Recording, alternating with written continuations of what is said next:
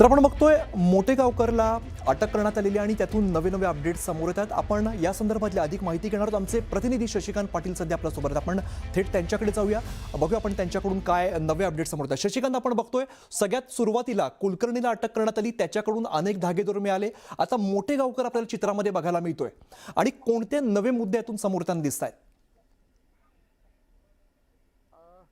निश्चितच ही खूप मोठी लातूरच्या शैक्षणिक क्षेत्राला हादरवणारी अशी ही बातमी आहे आणि या बातमीमुळे फक्त लातूरच नाही तर संपूर्ण शैक्षणिक क्षेत्र ढवळून निघालेलं आहे। महाराष्ट्रामध्ये सुद्धा या बातमीमुळे खळबळ माजलेली आहे आणि नीट पेपर फुटीचं हे लातूर कनेक्शन आता पूर्णपणे उघड झालेलं आहे। लातूरचा मुख्य सूत्रधार असलेला पी.व्ही. कुलकर्णी याला ताब्यात घेतल्यानंतर आता शिवराज मोटेगावकरलाही सीबीआयनं पुण्यातनं ताब्यात घेतलेलं आहे। शिवराज मोटेगावकरची शुक्रवारी पोलीस सीबीआयच्या पथकाने जवळपास 8 ते 10 तास ही त्याच्या घरी चौकशी केली होती। त्याच्यानंतर काल शिवराज मोटेगावकरच्या या पाठीमागे असलेल्या या क्लासवरती सुद्धा मोठ्या प्रमाणात चौकशी केली होती। लातूरचा ट्युशन एरियामधलं हेच हे हे कट झालो। बरं शशिकांत, धन्यवाद या सगळ्या सविस्तर माहितीसाठी। तर आपण बघतोय नीट पेपरफुटी प्रकरणी सगळ्यात मोठी अपडेट समोर येते। शिवराज मोटेगावकरला अटक करण्यात आलेली आहे। सगळ्यात आधी कुलकर्णीचा तपास करण्यात आला, कुलकर्णीकडून अनेक धागेदोरे मिळाले, त्यानंतर शिवराज मोटेगावकर याचं कनेक्शन उघड झालेलं आहे। तर नीट परीक्षार्थींवरती पुन्हा एकदा परीक्षा देण्याची वेळ आली आणि त्याला कारण ठरलेत महाराष्ट्रातले हे 6 गुन्हेगार। नाशिकच्या शुभम खैरनारने नीटचा पेपर फोडला, त्यानंतर धनंजय लोखंडेने नीट परीक्षार्थींना हेरून त्यांना पेपरची विक्री केली आणि या सर्वच विद्यार्थ्यांना हेरण्याची जबाबदारी होती ती मनीषा वाघमारेकडे। मनीषा या सर्व प्रकरणी एजंटचं काम करत होती आणि या सर्वांचा बॉस होता तो म्हणजे लातूरचा निवृत्त प्राध्यापक पी.व्ही. कुलकर्णी। कुलकर्णी पुण्यात कोचिंग क्लासच्या नावाने विद्यार्थ्यांना प्रश्नपत्रिका पुरवत होता आणि यामध्ये सीबीआयच्या हाती मोठे पुरावे सापडलेले आहेत। याच प्रकरणी पुण्यातून मनीषा मांढरे या नावाच्या प्राध्यापिकेला सुद्धा अटक करण्यात आली आहे। तर आज लातूरमधून आरसीसी क्लासचा संचालक शिवराज मोटेगावकरला सुद्धा अटक करण्यात आलेली आहे।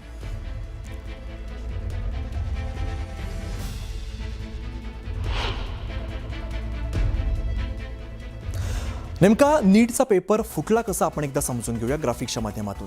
तर आपण बघतोय पुण्यामध्ये मनीषा वाघमारे, आपण हे नाव आपल्या समोर वारंवार येत आहे। त्या व्यक्तीकडे हा पेपर होता। त्यानंतर पुण्याच्या मनीषा वाघमारेने अहिल्यानगरच्या धनंजय लोखंडेला हा पेपर दिलेला आहे। धनंजय लोखंडेचं यात नाव समोर आलं। यानंतर आपण बघतोय शुभम खैरनारला पेपर देण्यात आलेला आहे। शुभम खैरनार हा नाशिकमध्ये होता, त्याच्याकडे हा पेपर आलेला आहे। यानंतर काय झालंय तर खैरनारने गुरुग्रामच्या यश यादवला हा पेपर दिलेला आहे। यश यादव हा गुरुग्राममध्ये होता। त्यानंतर मांगीलाल आणि दिनेश बिवाल हे थेट कनेक्शन जोडलं जात आहे जयपूरमध्ये हा पेपर गेलेला आहे। यानंतर काय झालं तर मांगीलालने मुलगा विकासला हा पेपर दिला। सीकर राजस्थानचं हे आता कनेक्शन यानंतर उघड झालेलं आहे। यानंतर काय झालंय तर विकासने मित्रांना पेपर विकला। मनीषा वाघमारेला पी.व्ही. कुलकर्णीने म्हणजे कुठून तर लातूरमधून हा पेपर दिला का हा प्रश्न या निमित्ताने उपस्थित होतोय।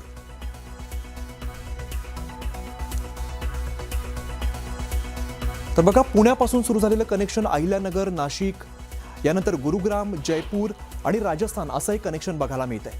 पुढे आपण बघूया की नीटचे नेमके गुन्हेगार कोण कोण आहेत। बघा, या सगळ्या लोकांमुळे नीटचा पेपर या सगळ्या विद्यार्थ्यांना पुन्हा द्यावं लागतं, त्यांचं शैक्षणिक नुकसान होत आहे। सगळ्यात एक नाव समोर येत आहे ते म्हणजे शुभम खैरनारचं नाशिकमध्ये।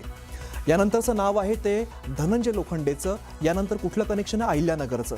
अहिल्यानगरमधून थेट कनेक्शन जोडलं जात आहे मनीषा वाघमारे पुण्यामध्ये। यानंतर पुन्हा एकदा कनेक्शन जात आहे हे लातूरमध्ये पी.व्ही. कुलकर्णी जो निवृत्त शिक्षक आहे। यानंतरचं कनेक्शन आपण बघतोय मनीषा मांढरेकडे जात आहे पुन्हा एकदा पुण्यामध्ये, आणि लातूरमध्ये शिवराज मोटेगावकरला आज अटक करण्यात आलेली आहे। तर आमचे प्रतिनिधी शशिकांत पाटील आपल्यासोबत पुन्हा एकदा जोडले गेले, आपण थेट त्यांच्याकडे जाऊया। शशिकांत, आपण बघतोय खरं तर एक कनेक्शन खूप मोठं आहे आणि नाशिक पासून अगदी अहिल्यानगर, पुणे, लातूर हे सगळी नावं समोर येत आहेत। काय अधिकचा तपशील आहे? निश्चितच आम्ही सुरुवातीला नाशिकचं कनेक्शन महाराष्ट्रात सर्वप्रथम उघड झालं, त्याच्यानंतर नगर, पुणे असं करत हे कनेक्शन लातूरपर्यंत आलेलं आहे। लातूर हे शैक्षणिक पॅटर्न म्हणून संबंध राज्यभर मोठ्या प्रमाणात गाजलेला आहे। लातूरमध्ये हजारोंच्या संख्येने विद्यार्थी नीटच्या तयारीसाठी येत असतात आणि या लातूरमधनं पहिल्यांदा पी.व्ही. कुलकर्णीला सीबीआयनं ताब्यात घेतलं आणि सीबीआयनं आता त्याची पोलीस कस्टडी सुद्धा घेतलेली आहे. त्याच्यानंतर लातूर पोलिसाकडे एक तक्रार प्राप्त झाली होती की लातूरच्या आरसीसी क्लासेसचा संचालक असलेला शिवराज मोटेगावकर याचे 42 प्रश्न हे मॉक टेस्टमध्ये आलेले आहेत. त्याच्यामुळे त्याची सुद्धा चौकशी करावी अशी तक्रार लातूर पोलिसांना प्राप्त झाली होती. त्या आधारे लातूर पोलिसांनी चौकशी केली. त्या चौकशीच्या आधारे सीबीआयनं आरसीसीचा संचालक असलेल्या शिवराज मोटेगावकरची सुद्धा चौकशी केली. शुक्रवारी जवळपास 8 ते 10 तास शिवराज मोटेगावकरच्या घरी त्याची कसून चौकशी करण्यात आली. त्याच्यानंतर लातूरच्या ट्युशन एरियामध्ये असलेल्या या माझ्या पाठीमागं हे भानू टावर आहे, तिथंच मोटेगावकरचे हे क्लासेस चालतात. आरसीसी क्लासेस म्हणून गेल्या 25 वर्षापासून 1999 पासून शिवराज मोटेगावकरचे हे क्लासेस या ठिकाणी चालतात. आणि थेट आता पीबी कुलकर्णीच्याच मोबाईलमध्ये मोटेगावकरांचा डेटा सापडल्याची प्राथमिक माहिती आहे. याशिवाय त्याचे 42 जे प्रश्न मॉक टेस्टमध्ये विचारले गेले होते ते अत्यंत तंतोतंत 3 मे रोजी जी नीटची परीक्षा झाली त्याच्यामध्ये ते जुळलेले आहेत.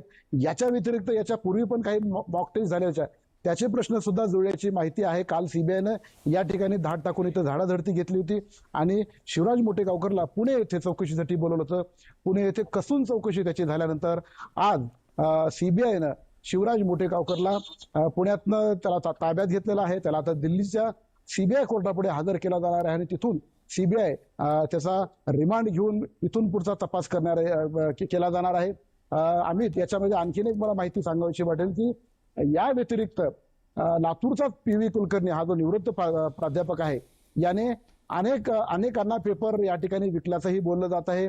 गेल्या वर्षी काही डॉक्टरांना, अजून आपल्याला नावं ती कन्फर्म नाहीत, काही डॉक्टरांना सुद्धा काही लाखामध्ये 3 ते 5 लाखांचा सौदा किंवा त्याच्यापेक्षाही अधिकचा सौदा करून काही डॉक्टरांना त्यांच्या मुलांना पास करण्यासाठी हा पेपर विकल्याचं बोलले जात आहे. या वर्षी सुद्धा काही डॉक्टरांची सीबीआय कडून चौकशी चालू आहे. सीबीआय त्यांच्या घरी गेलेली आहे आणि आताही सीबीआयचं हे पथक या आरसीसीच्या मोटेगावकरच्या क्लासमध्ये आहे. नालंदा कॅम्पस म्हणून ते ओळखलं जातं. मोठ्या प्रमाणात या ठिकाणी ट्युशन एरियामध्ये त्याचे क्लासेस चालतात. 1999 पासून त्याने हे क्लासेस सुरू केलेले आहेत.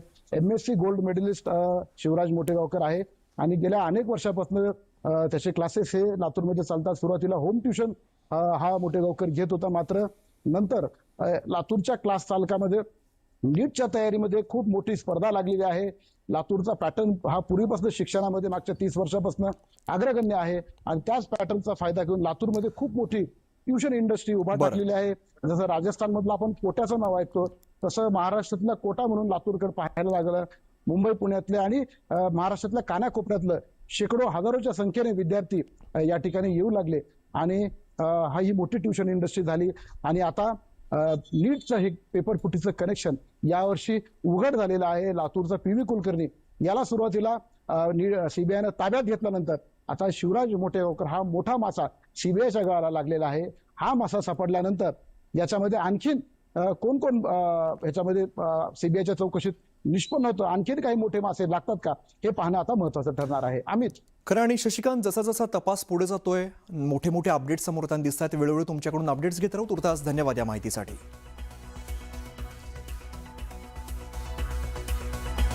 नीटचा पेपर नेमका कसा फुटला, कसे धागेदोरे जोडले जात आहेत आपण बघतोय. मनीषा वाघमारे पुण्यातून, त्यानंतर Ahilyanagar connection, Nashik connection, Gurugram connection, Jaipur आणि त्यानंतर थेट राजस्थान सीकर कनेक्शन, अशा पद्धतीने हे सगळे धागेदोरे जोडले जात आहेत. तर नीट पेपर फुटी प्रकरणी सीबीआय कडून आता तपासाला चांगलाच वेग आलेला आहे. कोणते अपडेट समोर येत आहेत, काय नेमक्या घडामोडी घडतात, आपण एकदा समजून घेऊया. सीबीआय कडून आता तपासाला वेग देण्यात आला आहे. नीट पेपर फुटी हे जे सगळं प्रकरण आहे त्यातून या सगळ्या घडामोडी आपल्याला समोर येताना दिसत आहेत. यामध्ये सीबीआय कडून तपासाला चांगलाच वेग देण्यात आलेला आहे. विद्यार्थ्यांची माहिती मागवायला सुरुवात झालेली आणि अटकेत असलेल्या आरोपींनी कुठल्या कुठल्या विद्यार्थ्यांची तसंच पालकांशी संपर्क केला याचा सुद्धा तपास सीबीआय आता करत आहे. आणि या आरोपींकडून विद्यार्थ्यांची माहिती सीबीआय घेणार आहे. यामध्ये पुणे, लातूर, नांदेड, नाशिक आणि नागपूर अशा शहरातल्या अनेक विद्यार्थी तसंच पालकांची सीबीआय चौकशी करण्याची शक्यता येत आहे. अतिशय मोठी आणि अतिशय महत्त्वाची अपडेट आपण बघतोय. नीट पेपरफुटी प्रकरणी अटकेत असलेल्या आरोपींनी राजस्थानातील अनेक विद्यार्थ्यांना हे पेपर पुरवले असल्याची माहिती आहे आणि या सगळ्या विद्यार्थ्यांची आणि पालकांची प्राथमिक चौकशी या यंत्रणांकडून करण्यात येणार आहे. अनेक शहरांमध्ये सीबीआयची पथकं तपासासाठी रवाना झालेली आहेत. आत्ताच्या क्षणाची सगळ्यात मोठी अपडेट आपण बघतोय. नीट पेपरफुटी प्रकरणातून ही सगळ्यात मोठी अपडेट आहे. सीबीआयकडून तपासाला आता चांगलाच वेग आलाय. आपण बघितलं नीटचे नेमके गुन्हेगार कोण आहेत आणि यांच्याकडून जशी जशी नावं समोर येत आहेत, सीबीआयकडून थेट विद्यार्थ्यांची सुद्धा माहिती मागवणं आता सुरू झालेलं आहे.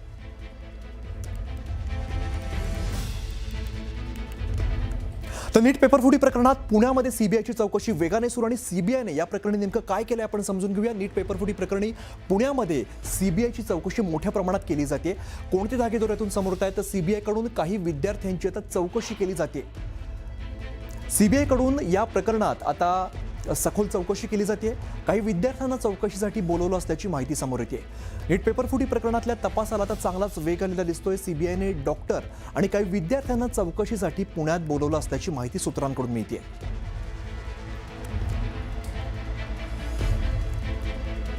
तर पुण्यातून नीट पेपरफुटीच्या मुद्द्यावरती प्राध्यापिकेसह आणखीन दोघांना अटक करण्यात आलेली आणि या पेपरफुटीच्या मुद्द्यावरती पुण्यामध्ये NSUIने मॉडर्न कॉलेज बाहेर आंदोलन केलंय. तर शिवसेना उभाटा कार्यकर्त्यांनीही आंदोलन केलेलं आहे. पेपरफुटी प्रकरणी केंद्रीय मंत्र्यांनी राजीनामा द्यावा अशी देखील मागणी या आंदोलनकर्त्यांनी केली आहे. तर नांदेड नीट पेपरफुटी प्रकरणाचा निषेध करण्यात आलेला आहे. नांदेडमध्ये आणि छावा विद्यार्थी आघाडीच्या वतीने हे आंदोलन करण्यात आले आहे. नांदेड शहरातील वर्कशॉप कॉर्नर या ठिकाणी छावा विद्यार्थी आघाडीच्या वतीने हे आंदोलन करण्यात आलेलं आहे. नीट पेपरफुटी प्रकरणातील कुलकर्णी आणि मोटेगावकर यांच्या फोटोला शाई फासून निषेध नोंदवण्यात आलेला आहे. शिक्षणाचा खासगी कोचिंग क्लासेसने बाजार भरवल्याचा आरोप या संघटनेनं केला आहे.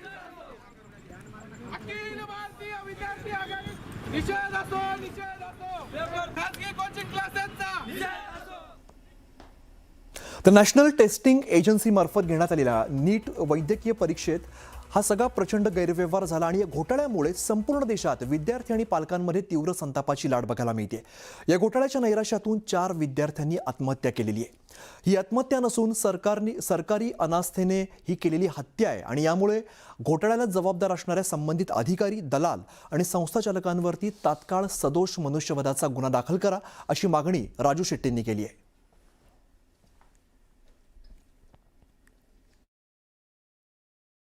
गेल्या 5 दिवसामध्ये 4 विद्यार्थ्यांनी आत्महत्या केली आहे.